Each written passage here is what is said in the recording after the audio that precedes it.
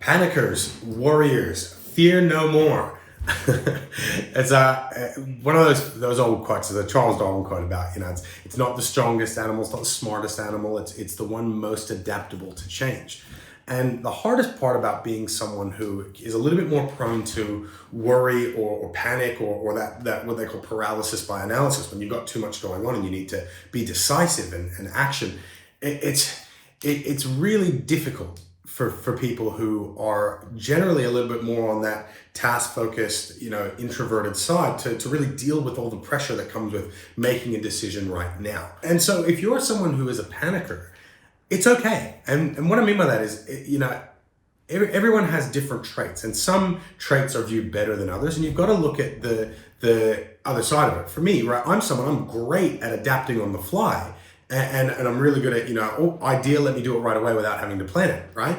But my attention span is horrific, and my ability to, stick at something and not get bored is really tough. And I need deadlines, otherwise I don't get anything done.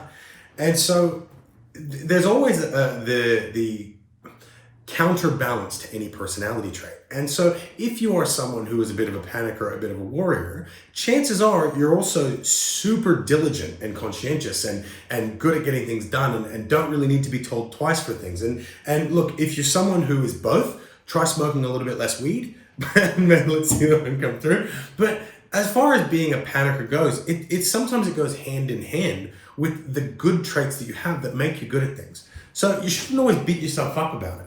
But that said, there is one really, really simple hack that's going to work really well to get people who are, generally a little bit more prone to panic and worry and paralysis in situations better at adapting. Because the real downside of being panickers, it makes it hard when something new comes up and something needs to be acted on now and changed immediately. You're a little bit more resistant to change, and a little bit more, you never want to use the word entitled, but a little bit, it's a little bit tougher to internalize something, deal with it, and move on. It's very easy to want to blame or hate a situation. It really sort of, what really got me thinking, it got me realizing exactly what to do here was we actually got for one of my big leaders meetings, my annual leaders conference at the beginning of 2020, which for anyone who's planned anything in 2020, good luck to you. But we got a guest speaker in, and he did a really unique personality profile that showed a lot of the differences between not so much the actual sort of personality side, but more our habits and the way we do things and the way we process and the way we think.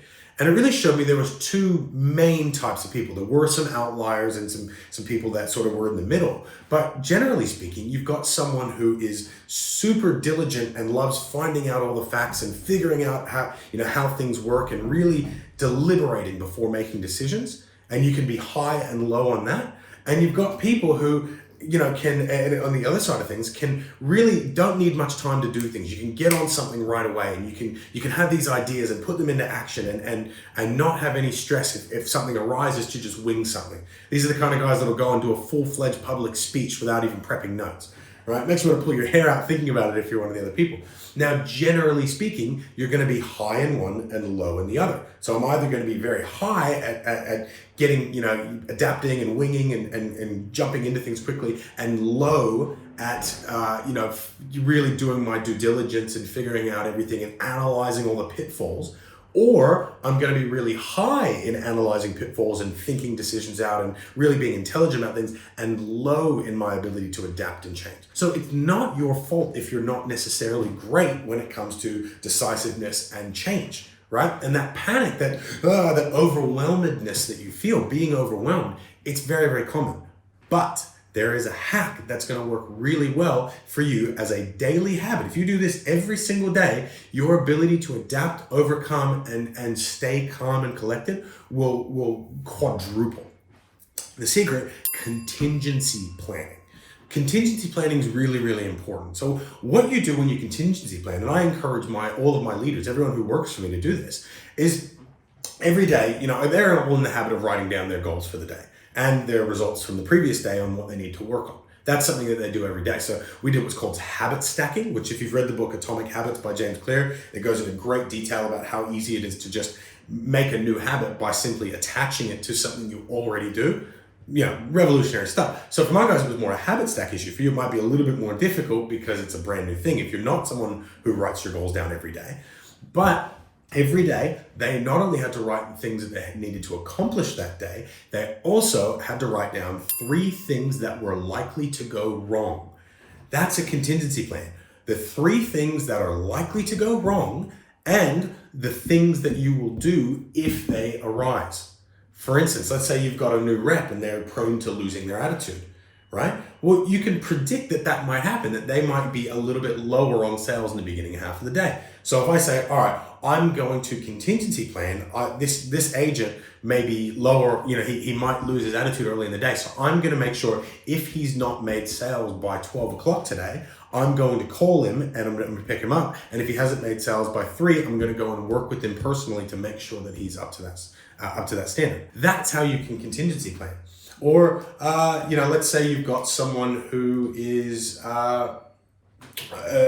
injured, right? Let's say you want to play a sport. I'll use a completely different thing. If you got a sport and they say, yeah, we can train, but if you don't contingency plan for this and they go on field and they can't perform, you've now got no one prepped. You don't have a change and you can't adapt properly. Whereas I say, okay, this, my star player is injured, but what we can do is shift our offense so that we load it a little more. We'll leave ourselves a little bit more vulnerable defensively, but we'll put this person on defense who can handle themselves. And that's a great contingency. Now that may never eventuate, but having that in action, that plan there is going to stop any problems from really becoming problems. So the idea of contingency planning, if you get in the habit of doing that every day, what actually happens is when that something inevitably goes wrong, the likelihood that you've already foreseen it and had something in place, you're not going to go, oh my God, what do I do? I don't know what to happen, because you don't have any of that pressure on you because you've already lived this situation through. So now when that thing goes wrong, how are you going to feel? Okay, well, I'm just going to do this instead. So what you're really doing with contingency planning is you're playing chess with your day. Everyone's day tries to beat them, right? Everyone's day tries to beat them, but you've got to still find a way to win. And so you're playing chess with all the things that could go wrong with Murphy's Law, as you will, and you're making results happen instead.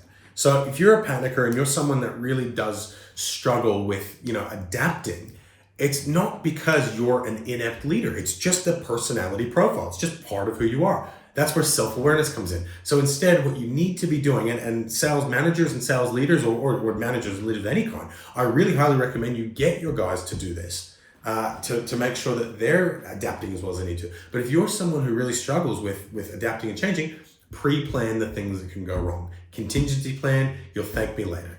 Happy hunting, guys.